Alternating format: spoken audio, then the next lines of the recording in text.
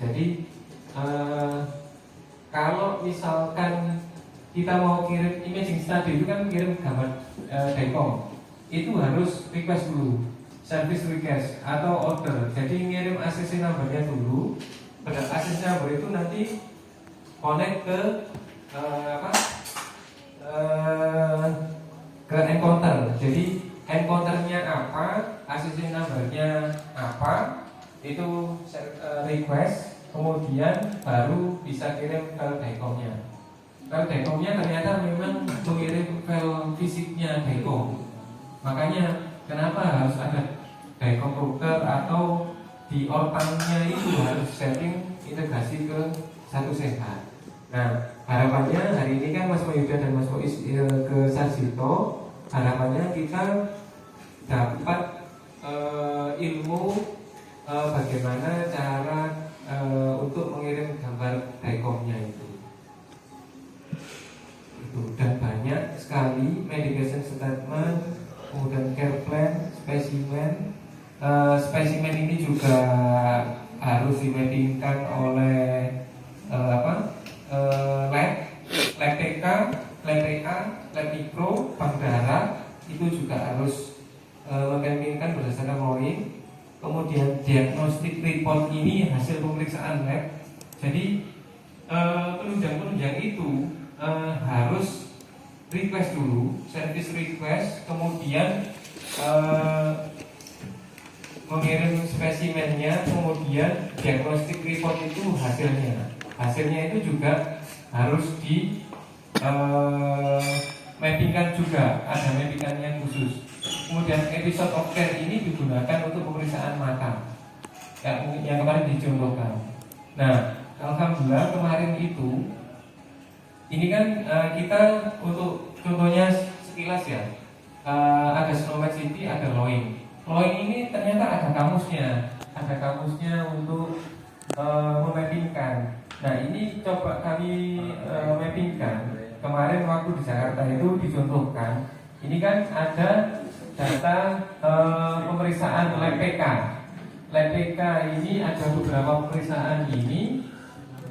Kemudian kita coba kemarin itu ada kelas untuk memappingkan di kamus ini.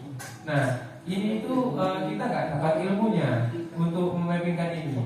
Nah, alhamdulillah kemarin ada sekitar, contohnya misalkan ini bilirubin. Nah, misalkan bilirubin. Nah, ini kita coba cari di kamusnya. Nah, ini bilirubin ini, ternyata kodenya 3544339. Nah, ini ngerti apa ini modelnya, order dan sebagainya. Nah, ini akan kita berikan ke lab sebagai contoh. Jadi ini kodenya, kode yang ada di billing sim RS sebelah kiri. Ini kode yang ada di Loing yang akan dikirimkan di resource-nya ketika request ke satu sehat. Ini kemudian jelas itu, kemudian ini topologi satu sehatnya. Saya kira kita sudah melakukan itu karena sudah jalan. Kemudian proses pengiriman ada dua, secara real time maupun secara bundle.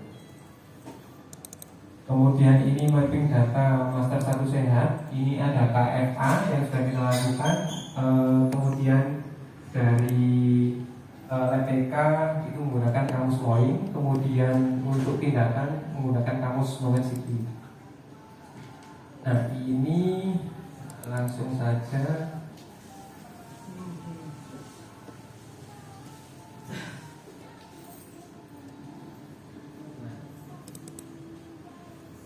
Nah, ini berita atau berita baik atau berita buruknya, bahwa ternyata satu sehat itu akan terintegrasi dengan dengan CKN.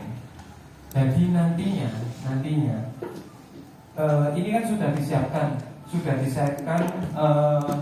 satu sehatnya, e-claimnya, kemudian V-claim BPJS. Nah, ini arahnya itu sudah ke sana, bahwa nanti penerbitan SCP yang ada di rumah sakit itu wajib mengirimkan data satu sehat one by one. Nah, itu arahnya ke sana. Jadi ketika misalkan kita sudah mengirimkan SCP, kemudian kita sudah mengirimkan tagihan melalui e-claim, buat tagihan, kemudian ternyata data pendukung di satu sehatnya tidak ada, maka itu tidak akan terbayar. Itu arahnya ke sana. Nah, ini sudah dibikin teknisnya, teknis integrasinya sudah ada.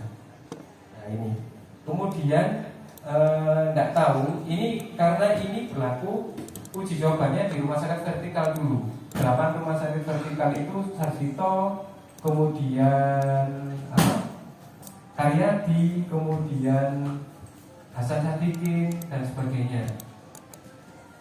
Nah, kemudian kemarin kami juga di-spill bahwa ini juga diujikan, sedang diujikan. Nantinya satu sehat itu ada digital signature satu sehat, di mana yang kita rencanakan bulan September itu kan kita bikin TTE sendiri. Nah, ini kita kalau ini sudah jalan di 8 rumah sakit vertikal itu, ini kita bisa nebeng di sini, sehingga kita nggak usah nunggu dari BSSN yang syaratnya macam-macam. Nah, ini kita bisa memanfaatkan ini untuk signatur.